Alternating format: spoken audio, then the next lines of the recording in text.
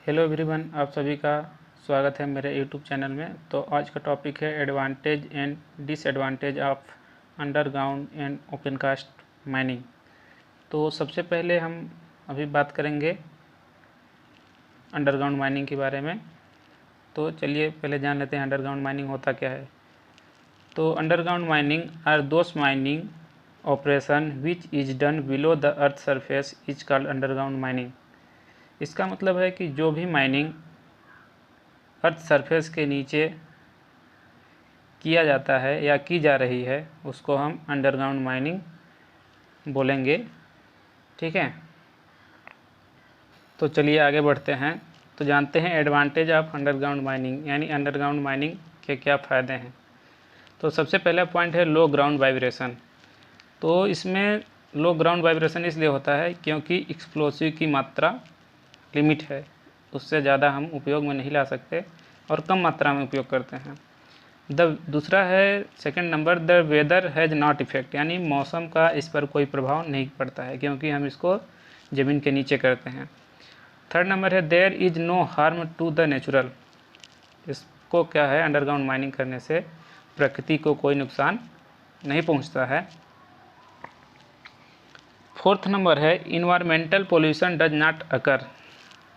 जो environmental pollution है यानी जो पर्यावरणीय प्रदूषण है वो क्या होता है, बिल्कुल न के बराबर होता है क्योंकि हम इसको अर्थ सरफेस के नीचे करते हैं अंडरग्राउंड माइनिंग को। ठीक है, चलिए आगे बढ़ते हैं। फिफ्थ नंबर में है द सरफेस फर्टिलिटी रिमेन, यानी जो उर्वरा शक्ति है सरफेस की वो हमेशा बनी रहती है क्योंकि हम उसको डिस्टर्ब नहीं करते हैं।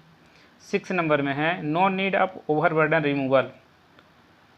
ओपन कास्ट माइनिंग की तरह इसमें क्या होता है, अंडरग्राउंड माइनिंग में हमको ओवरबर्डन हटाना नहीं पड़ता है।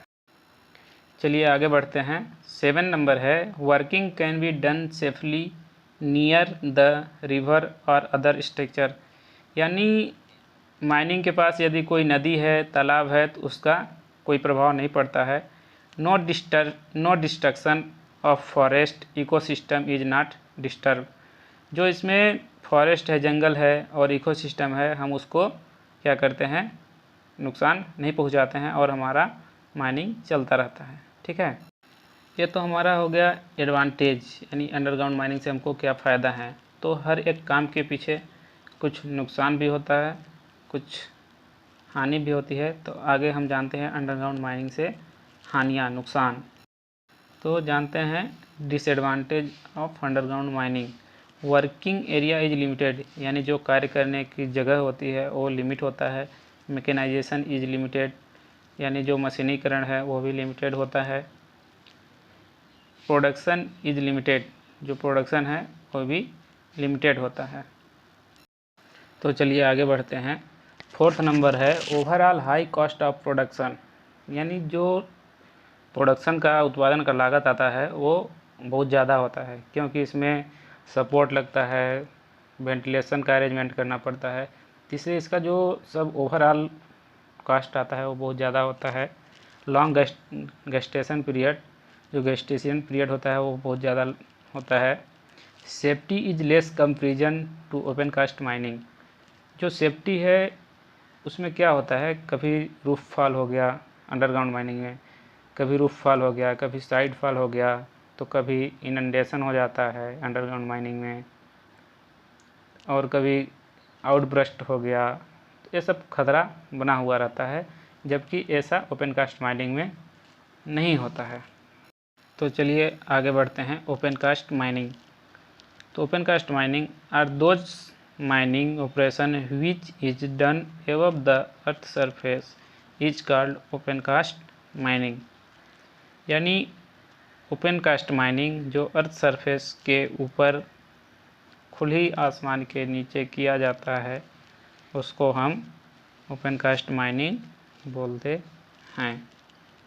ठीक है, तो चलिए आगे बढ़ते हैं। जानते हैं advantage of open cast mining, यानी ओपन कास्ट माइनिंग से फ़ायदे। तो इसका पहला नंबर है percentage of extraction is high compare to UG, यानी इसका जो एक्सट्रैक्शन है यानी उत्पादन करने की दर है वो क्या है, बहुत ज़्यादा होती है क्योंकि सेकेंड नंबर में ही बताया है, हाई मैकेनाइजेशन इज पॉसिबल, क्योंकि इसमें हम बहुत बड़ी मशीनों को लगा सकते हैं।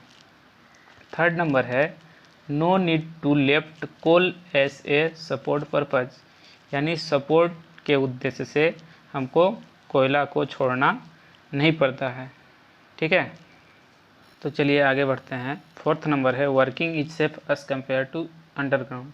जो इसका ओपन कास्ट का वर्किंग है वो अंडरग्राउंड की तुलना में सेफ़ होता है, क्योंकि इसमें रूफ फॉल, साइड फॉल का कोई खतरा नहीं होता है। फिफ्थ नंबर है, production can be regulate as per requirement, यानी जितना हमको आवश्यकता रहता है उसके हिसाब से हम हाई मैकेनाइजेशन करके प्रोडक्शन को बढ़ा सकते हैं। सिक्स नंबर है, no any danger of subsidence, यानी इसमें सब्सिडेंस होने का कोई खतरा नहीं रहता है। अंडरग्राउंड में सब्सिडेंस होने का खतरा हमेशा बना रहता है। इसका सबसे बड़ा जो फ़ायदा है वो है कि 7 नंबर में, womens can be employed in, यानी जो औरतें हैं उनको भी काम पर लगाया जा सकता है। हालांकि एक्ट में अब संशोधन कर दिया गया है, अंडरग्राउंड में भी एम्प्लॉयड हो सकती हैं महिलाएं। ठीक है, ये 2019 में एक्ट में संशोधन किया गया है। ये तो ओपन कास्ट माइनिंग से फ़ायदे हो गई, यानी हमको क्या फ़ायदा होता है। अब चलिए जानते हैं ओपन कास्ट माइनिंग से नुकसान क्या होता है। तो disadvantage of open cast mining, तो सबसे पहले इसका सबसे पहला पॉइंट है, work is affected by weather, यानी जो मौसम है, बरसात का सीज़न आ गया तो उसमें क्या हो जाता है, हमारा प्रोडक्शन लो हो जाता है।